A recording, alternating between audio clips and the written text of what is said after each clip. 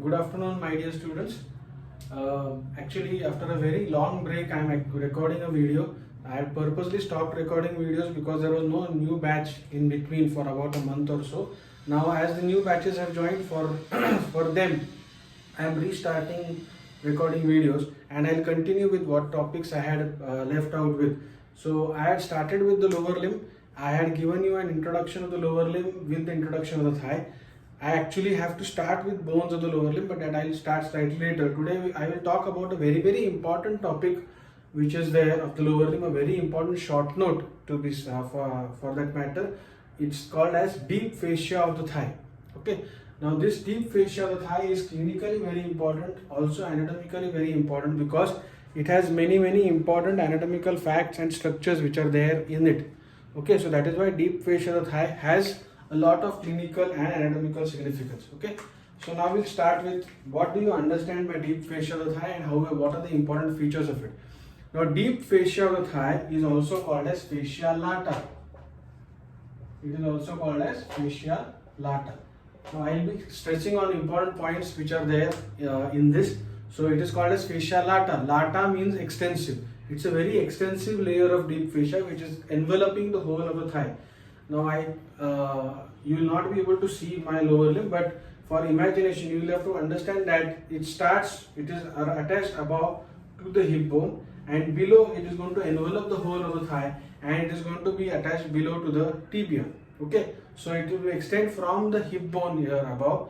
To be very specific, it will attach to the anterior superior iliac spine, the inguinal ligament. Posteriorly, it will be attached to the iliac crest. Then it will come to the sacrum, and then it is going to envelop the whole of the thigh that way, and then it is going to go over the whole of the thigh anteriorly, posteriorly, medially, laterally, and inferiorly it will be attached to the tibia. Okay, anterior and posterior surface of the tibia. Now this layer of deep fascia of the thigh, which is called fascia lata, has many modifications, and there are many important anatomical facts which you should know about this deep fascia. Now, first modification of the deep fascia of the thigh is called as the saphenous opening. It is called saphenous opening. And the second important modification of this deep fascia is called iliotibial tract. Okay. Other than these two modifications, the saphenous opening and the iliotibial tract, this deep fascia of the thigh will form a covering for the muscles and the vessels which are going to be there in the thigh. Okay, we'll concentrate on two important things, the saphenous opening and the iliotibial tract. Again, these two things can be separately asked as short notes in your exam. So, what is saphenous opening? Now, saphenous opening is an opening in the deep fascia of the thigh which permits the great saphenous vein to pass through it. The great saphenous vein is the superficial vein of the lower limb. Like you have the cephalic vein which is there here in the upper limb. Similarly, you have a very big vein, a superficial vein of the lower limb, which is called as the great saphenous vein. It will travel through the whole length of the lower limb, and then it is going to pass through that saphenous opening, and it is going to empty into the femoral vein. Now, we will understand where this saphenous opening is situated. For that, you will have to understand few important anatomical facts. Okay. Now, if you can see here, this is the iliac crest, this is the anterior superior iliac spine, this is the pubic symphysis here. Now here you have pubic tubercle.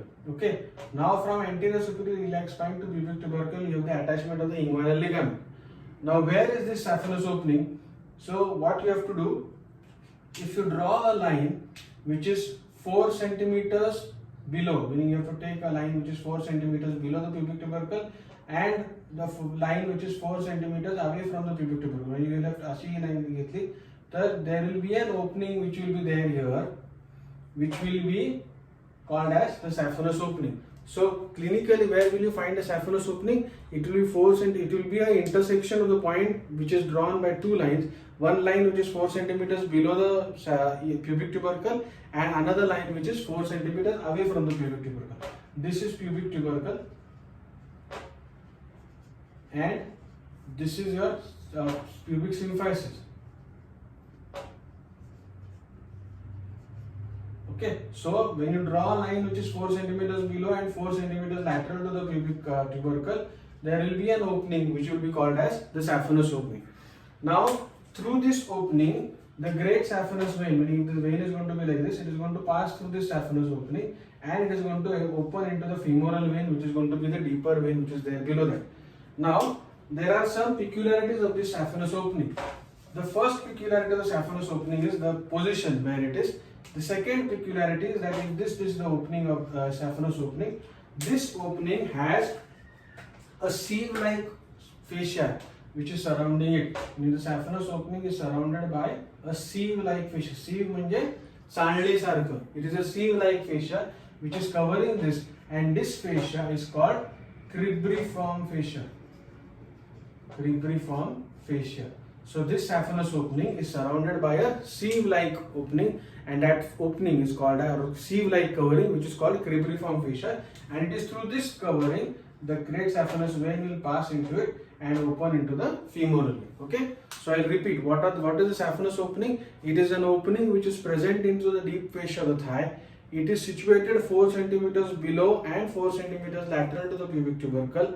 This opening is guarded by a fascia which is sieve-like, and that opening is called as a cribriform fascia. It is through this opening the great saphenous vein will empty, pass through it, and will open into the femoral vein. Okay, so this is the first modification and the first importance of the deep fascia of the thigh. Now the second modification of the deep fascia of the thigh is called iliotibial tract. It is called iliotibial tract. Now iliotibial tract. Now ilio meaning ilium, tibia means tibia. So it is the modification in the lateral aspect of the deep fascia of the thigh, which is called as iliotibial tract. Now where does this iliotibial tract extend from? Now if you can see this, if my hand is on the iliac crest, so it will come, the iliotibial tract starts from the lateral aspect of the iliac crest. Suppose if this is the lateral aspect of the iliac crest, it will start from the lateral aspect of the iliac crest and it will go down straight and will be attached inferiorly to the anterior surface of the tibia. So it will start from the outer lip of the iliac crest. To be very specific, it will start from the outer lip of the iliac crest, it will go down and it will be attached to the anterior surface of the tibia. Okay, tibial condyle, anterior surface of the tibial condyle. Now what is the significance of this is that this is the thickening in the deep fascia which is present laterally. Now there are two important muscles. Now remember, this also can be asked as a MCQ or a short question which is there. Two important muscles are inserted into this. It is greater part of gluteus maximus. Greater part of gluteus maximus, meaning it will be 3/4 of gluteus maximus will be inserted in the iliotibial tract, and you will have another muscle which is there, which is called tensor fascia lata. There are two muscles which are inserted into the iliotibial tract. You will have greater part of gluteus maximus, that is 3/4 part of gluteus maximus, and there's another muscle which is inserted there, which is called as tensor fascia lata.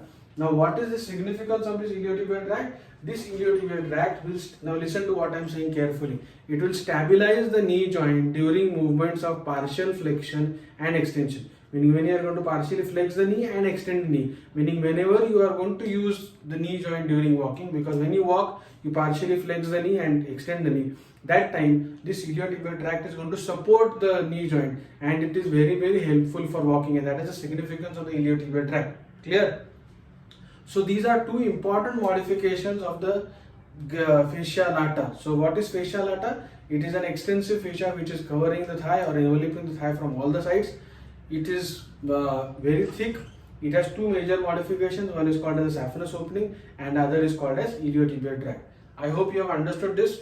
This topic will be very new for all the new students who are admitted there, but I would suggest to all the new students, please go through the video. In the due course of your first year syllabus, this topic is going to be covered, will be covered definitely. It will be a revision when you listen to this video more than once. Okay, and another request, please like my video, share my video and subscribe to my channel. Thank you.